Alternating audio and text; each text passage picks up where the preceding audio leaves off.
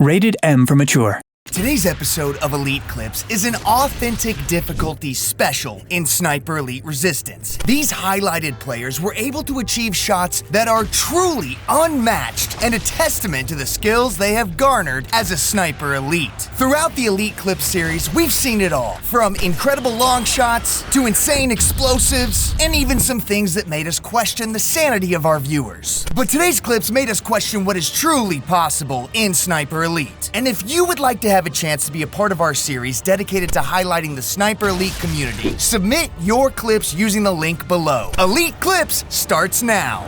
Balloon Popping Parade. UU Moon is going to open up this episode with 3 shots in quick succession that simply left us in awe. Remember, authentic difficulty. The clip starts with UU lining up a shot on a target's family jewels and pulling the trigger. Nothing too crazy, but as the bullet pops the first target's balloons, it continues to fly, bouncing off the floor and angled perfectly at another poor soldier's gonads. Ouch! UU then turns slightly and aims at another unseen target. He then raises his scope slightly and aims at a metal beam. The kill cam activates and we watch the bullet ping off the metal support and land right onto a hidden sniper's Adam's apple. Sure, okay, and if that's not insane enough, UU then repositions on the rooftop, turns and eyes another soldier patrolling and really tortures this guy by popping him with a bouncing bullet that bends him over, and then pulls the trigger again to bounce yet another bullet straight into the balls of this poor, humiliated target. As the testicle explodes, we're left in sheer terror of UU's superhuman capability to curve and bounce bullets into our most delicate of body parts. Yet,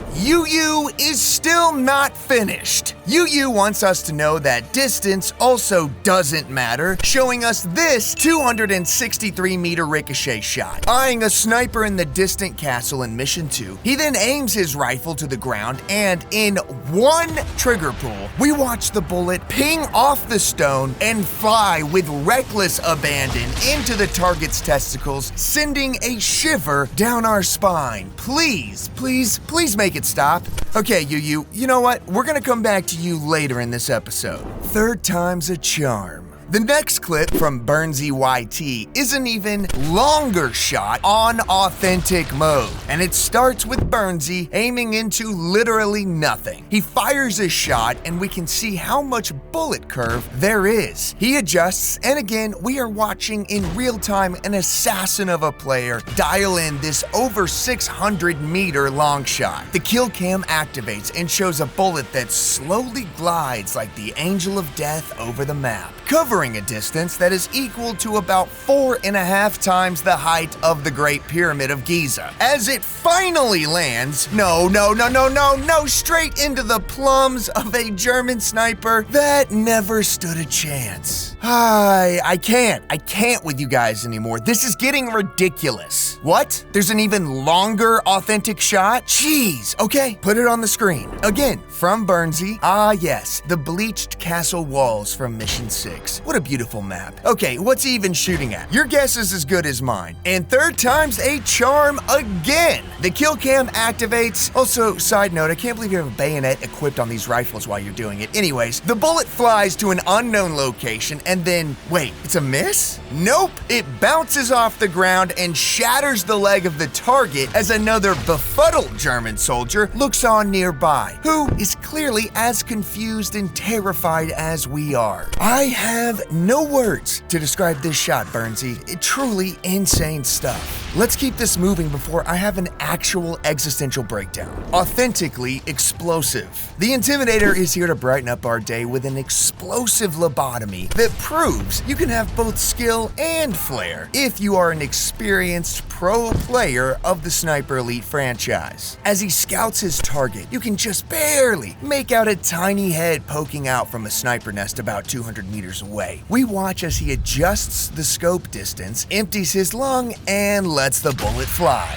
first try. The kill cam activates and the bullet finds the temple of the sniper's skull before exploding on impact. Now, the only thing that could have made this more authentic is if the sniper's head popped off and went flying into the air. Hey, developers, can we get flying heads in the next SE game? Write down in the comments if you want high explosive ammo to make body parts detach and fly. And while you're down there in the comments, consider hitting that subscribe button, smashing that like button, and sniping that notification icon. That way you can stay up to date with all things Sniper Elite. We have a ton of guides, tips, tricks, and insane gameplay from Sniper Elite Resistance that you don't want to miss. For instance, where else could you see a player like Bear Dodge 67 here turn a peaceful pigeon into a fine white mist? Haha! See, if that pigeon was subscribed to the channel, it would have known that using high explosive ammo point blank like that is very, very effective.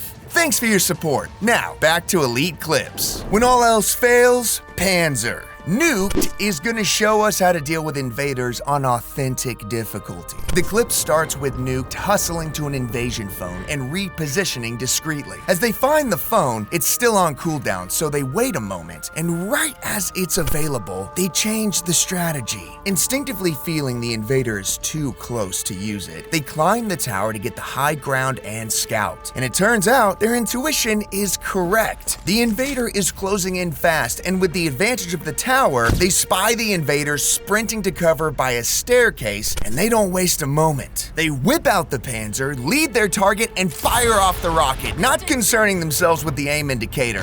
Boom! It is a win for Nuked. This clip is such a great learning resource because you can see how if Nuked had used that invasion phone, they would have been extremely vulnerable to their opponent. And if they had waited for the Panzer aim indicator to turn red, they would have missed their opponent who was in a full sprint. Big brain stuff here, and an example of how the professionals make it work on authentic difficulty. Castration from over 700 meters away. Remember earlier when I said we were going to come back to UU Moon?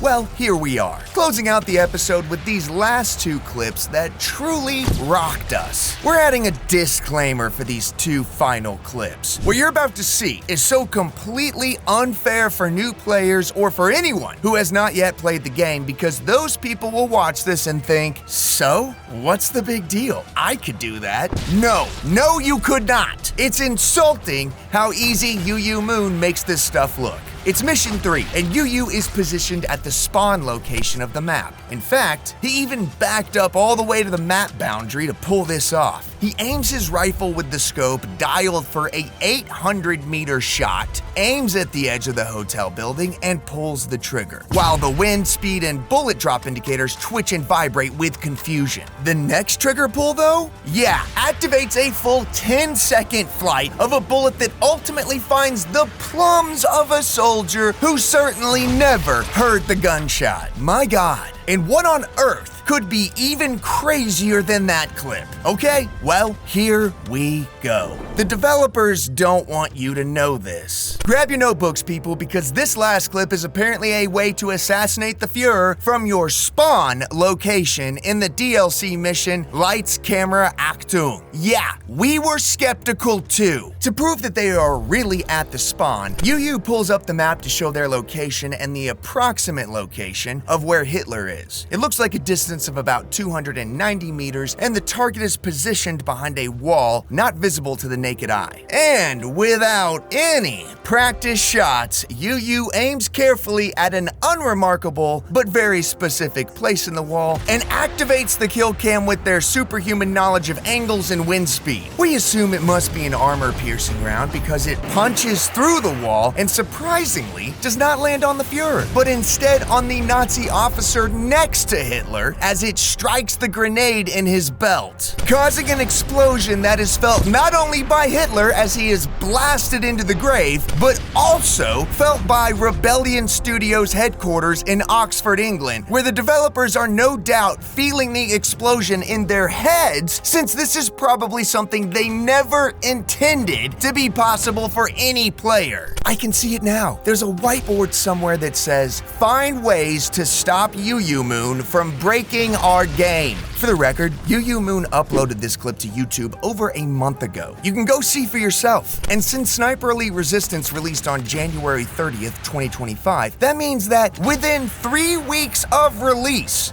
has already accomplished this impossible shot. So if you're watching this and you think you can successfully replicate this, please let us know down in the comments. Hey, thanks for watching. Don't forget to like this video and subscribe to the channel. It's the best way to keep up with all things Sniper Elite. Remember, send us your Resistance gameplay clips using the link below, and also let us know if you can recreate the shot in Sniper Elite Resistance's DLC mission. Good luck, and we'll see you sharpshooters in the next one.